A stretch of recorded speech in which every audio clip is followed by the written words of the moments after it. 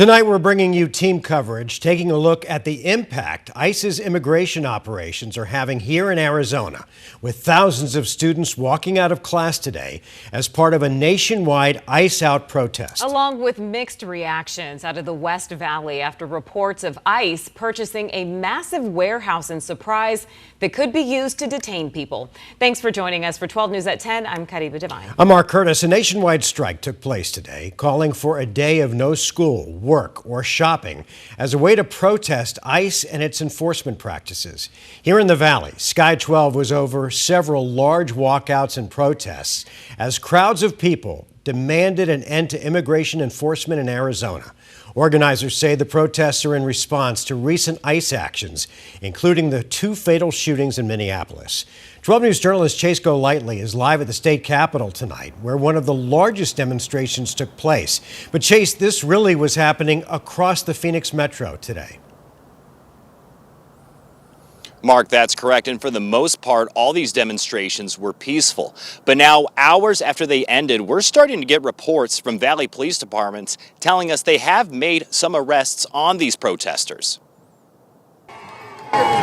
They marched to the state capitol, carrying signs, all with the same message. Right now, we are fighting, as you can see, against ICE. ICE is terrorizing our streets, terrorizing our people. One of many large protests across the valley calling for ICE operations to stop. It is about right and wrong, and what's going on right now is 100% wrong. I just feel like I need to be out here, support for the people who can't, and who want to protest and want to speak up, but they can't. Hundreds gathering here and in Scottsdale.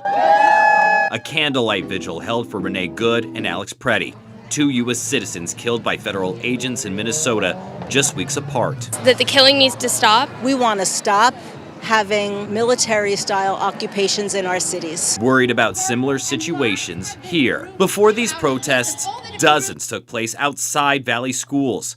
Students from ASU, Mesa, Chandler, Avondale, and more all left class to hold their own demonstrations, including students at Millennium High School in Goodyear. I feel like it's a civil duty for all of the U.S. citizens to stand up for when it's not right. Police crews are seen driving right by the dozens of students, while the majority of these protests were peaceful. Mesa police tell us they did arrest 2 middle school students at Poston Junior High for throwing objects at officers. In Chandler, outside Hamilton High School, police say an anti-protester wearing a mask and carrying a gun started interacting with multiple students, leading to a teenage girl throwing a water bottle at him. Police say the masked man asked to press charges. The student was arrested for assault and disorderly conduct. A viewer sent us a photo claiming this was the anti-protester seen talking with police. However, Chandler police could not confirm if it was him. Maricopa County Superintendent Shelley Boggs sharing this statement yesterday denouncing the protests, saying in part, allowing minors to leave school during instructional hours creates real risks to student safety and exposes schools and families to liability.